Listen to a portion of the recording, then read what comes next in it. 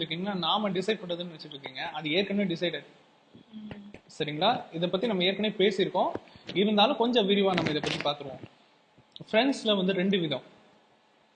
என்ன மாதிரி நீங்க வந்து அவங்களை கிளாசிஃபை பண்ணலாம் அப்படின்னா, சும்மா ஹாய் பை ஃப்ரெண்ட்ஸ் அப்படி கிளாசிஃபை பண்ணலாம். ஹாய் பை ஃப்ரெண்ட்ஸ் நிறைய பேர் இருப்பாங்க. அதாவது வெறும்னே வந்து சோஷியல் நெட்வொர்க்கிங் சைட்ஸ்ல, ஃபேஸ்புக்கில், வாட்ஸ்அப்பில் மட்டுமே எப்பயாவது குரூப்பில் மெசேஜ் போடுறது, கமெண்ட் பாஸ் பண்ணுறது, எப்போச்சும் கல்யாண இன்விடேஷனை வந்து அனுப்புறது, அந்த மாதிரி வெறும்னே ஹாய் பை ஃப்ரெண்ட்ஸ், தினமும் டச்சில் இல்லாதவங்க, இல்லை அடிக்கடி மீட் பண்ணாதவங்க, இல்லை க்ளோஸாக பழகாதவங்க, இவங்க வந்து எந்த செக்ஷனில் கவர் ஆவாங்கன்னா, நம்ம லக்னத்திலிருந்து 11ஆம் பாவத்தில் கவர் ஆவாங்க. ஸோ 11th செக்ஷன் தான் நமக்கு வந்து ஹாய் பை ஃப்ரெண்ட்ஸ். இன்னும் சொல்ல போனால் குரூப்புன்னு ஒன்று இருக்கும் இல்லையா? நம்ம வாட்ஸ்அப்பில் நிறைய குரூப்பில் இருப்போம், அசோசியேஷனில் நிறைய குரூப்பில் இருப்போம், ரோட்டரி கிளப்ல இருப்போம், லைன்ஸ் கிளப்ல இருப்போம். இந்த மாதிரி ஒரு குழுவோட இணைந்து இருக்கிறது எல்லாமே உங்களுக்கு பார்த்தீங்கன்னா 11ஆம் பாவம். அப்போ 11ஆம் பாவத்தை ஃப்ரெண்ட்ஸ்ன்னு சொல்லாமல் நம்ம எப்படி சொல்லலாம்னா ஃப்ரெண்ட் சர்க்கிள் அப்படின்னு அதை வச்சுக்கலாம். ஏன்னா எப்போவுமே 11ஆம் பாவம் ஒத்தாள் மட்டும் இருக்காது, ஒரு குழுவாக தான் இருக்கும். ஒன்று அந்த குழுவில் நாம பெரிய ஆளாக இருப்போம், இல்லை குழுவில் ஒரு மெம்பராக இருப்போம். இதுதான் யூஸ்வல். அப்போ அந்த குழுவே ஏற்கனவே நீங்க உங்களுடைய பிறப்பு ஜாதகத்தில் டிசைடட். உங்களோட பிறப்பு ஜாதகத்தில் இது ஏற்கனவே டிசைடட். இப்போ அதுக்கு பெஸ்ட் எக்ஸாம்பிள் என்னன்னா, ஒருவர் வந்து மேஷ லக்னத்தில் பிறந்திருக்கிறார் அப்படின்னு வச்சுப்போம். மேஷ லக்னம் வந்து இப்போ எக்ஸாம்பிளுக்கு இப்போ பரணி நட்சத்திரமே இருக்குதுன்னு வச்சுப்போமே, அஸ்வினியோ பரணியோ, அதாவது லக்னம் நின்ன நட்சத்திரம் பத்தி பேசிட்டு இருக்கேன். இப்ப நான் வந்து ராசி நட்சத்திரம் பத்தி பேசல. அப்போ அந்த குறிப்பிட்ட மேஷ லக்னத்துக்கு 11வது செக்ஷனா வரக்கூடிய வீடு எது வரும்னா கும்பம் வரும். ஓகேங்களா? கும்பம்ல அது ஏதாச்சும் வந்து ஃபார் எக்ஸாம்பிள் சதயம் அப்படின்ற ஒரு நட்சத்திர புள்ளியில அது போய் நிற்கும். நம்ம ஏற்கனவே வீடியோல பேசியிருக்கோம், சதயம் வந்து அரசாங்க உத்தியோகத்தோட தொடர்பு கொண்ட நட்சத்திரம், கவர்மெண்ட் பாடிஸோட தொடர்பு கொண்ட ஸ்டார் அப்படின்னு சொல்லிட்டு. 2வது சதயம் வந்து ஏர்கிராஃப்ட், ஸ்பேஸ் கிராஃப்ட், இதோட சம்பந்தப்பட்ட நட்சத்திரம். சதயம் வந்து ஏற்கனவே ராகுவினுடைய நட்சத்திரம். அது 10வதுக்கு சதயம் வந்து ராகுவினுடைய கர்ம பதிவு, டிஎன்ஏ ரெஜிஸ்ட்ரி கொண்ட நட்சத்திரமும் அதுதான். ஒரே நட்சத்திரம் ராகுவுக்கு சொந்தமா மட்டும் இல்லாம தோஷமாகவும் இருக்குது.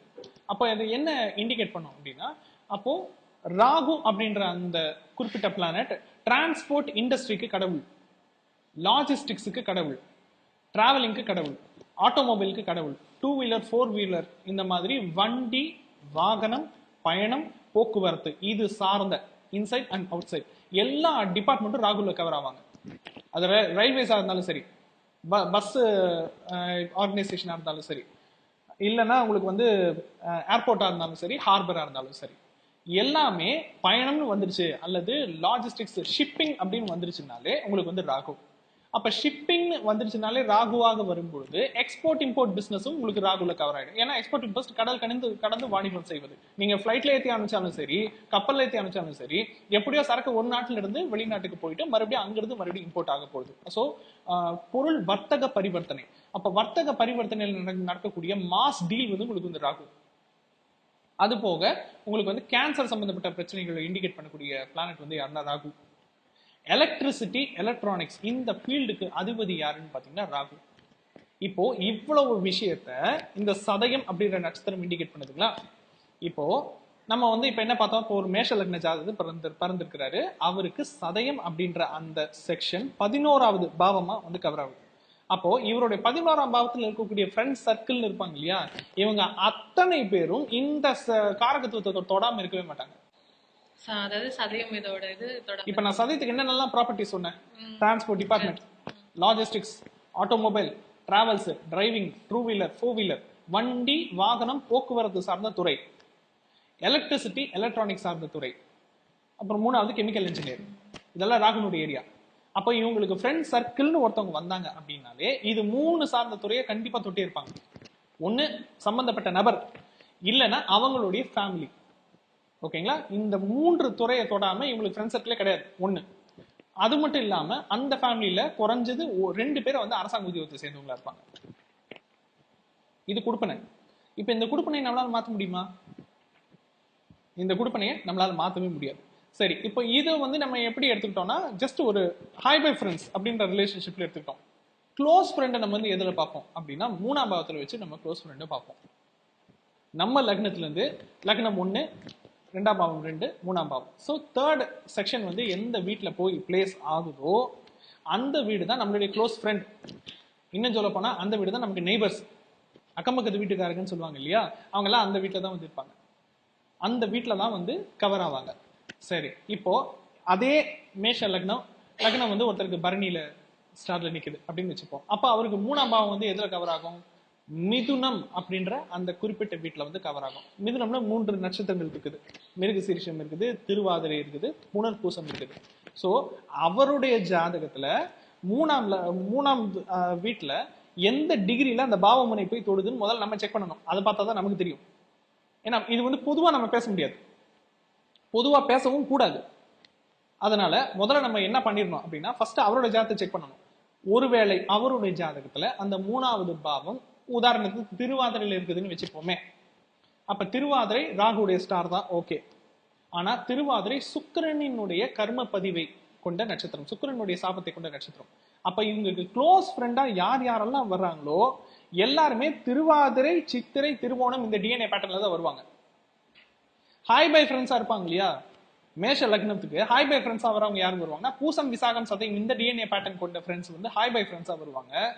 க்ளோஸ் ஃப்ரெண்ட்ஸா வர்றவங்க ஒருவேளை அந்த பாவ முனை திருவாதிரை நட்சத்திரத்துல போய் நிக்குது அப்படின்னா திருவாதிரை, சித்திரை, திருவோணம்ன்ற டிஎன்ஏ பேட்டர்ன் கொண்ட சர்க்கிள் தான் இவங்களுக்கு க்ளோஸ் ஃப்ரெண்டாவே இருக்கும்.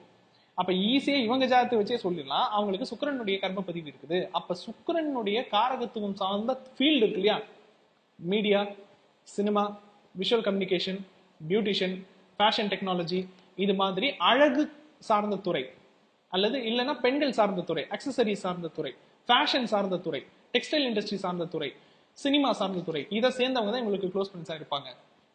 அது கேமராவா இருக்கலாம், மீடியாவா இருக்கலாம், யாரா வேணாலும் இருக்கலாம். இது ஃபீல்டு ஒண்ணு. சரி, அப்போ அங்க என்ன டிராபேக் இருக்கும், இவங்களோட பக்கத்து வீட்லயும் உங்களோட ஃப்ரெண்ட் சர்க்கிளையும் என்ன டிராபேக் இருக்கும்னா பெண்களோட வாழ்க்கை வந்து சந்தோஷமா இருக்காது. இவர் ஒரு ஏரியாவில் குடியிருப்பாரு, அந்த ஏரியாவில் அக்கம் பக்கத்து வீட்டுக்காரங்களா இருப்பாங்க இல்லையா, அதுல பாத்தீங்கன்னா அவங்களுடைய வழியாவே அவங்க பெண்கள் யாருமே ஆண்கள் கிட்ட சந்தோஷமாகவும் திருப்தியாகவும் இருந்திருக்க மாட்டாங்க. இப்ப இந்த குறிப்பிட்ட மேஷ லக்னத்தை சேர்ந்தவர்களுக்கு க்ளோஸ் ஃப்ரெண்டா ஒருத்தவங்க வருவாங்க இல்லையா, அவங்களே பாத்தீங்கன்னா ஃபேமிலி லைஃப்ல அஃபெக்ட் ஆனவங்களா இருப்பாங்க. அது ஏன்னா அது குடுப்பனை. இந்த குடுப்பனையை நம்மளால மாத்த முடியுமானா சத்தியமா மாத்த முடியாது. மேஷ லக்னத்துக்கு நம்ம பார்த்துட்டோம், 3ஆம் பாவம் 12ஆம் பாவத்தினுடைய டிகிரி வச்சு நம்ம செக் பண்ணியாச்சு. ஆனா இந்த 3ஆம் வீட்டுக்கு ஓனர் ஆகிய புதனும் 11ஆம் பாவத்துக்கு ஓனர் ஆகிய சனியும் அவங்க ஜாதகத்துல எங்க வேணாலும் அமர்ந்திருக்கலாம்ல. அப்ப ஒவ்வொருத்தர் ஜாதகத்துக்கும் ஒவ்வொருத்தருடைய மேஷ லக்னத்துக்கும் அது மாறுபடும். ஏன்னா பிளானட்டரி பொசிஷன்ஸ் மாறும்பொழுது அந்த டிஎன்ஏ காம்பினேஷனும் மாறுபடும். சோ பொத்தாம் பொதுவா இப்படித்தான் அப்படின்னு சொல்றதுன்றது மிகப்பெரிய ஒரு முட்டாள்தனம்.